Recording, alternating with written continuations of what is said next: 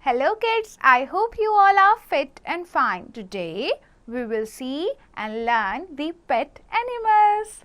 Now we have the first pet animal, which is cat. Cat is very beautiful.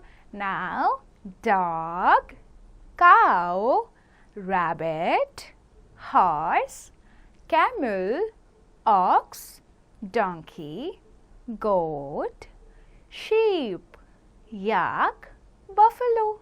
Now kids, let us discuss about which animal give us milk. Very good kids. Now kids, which animal gives us wool? Next, which animal is called a faithful animal? I hope kids you have understood about the pet animals very good. I hope kids you have understood about the pet animals very well. You will practice this at your home by yourself.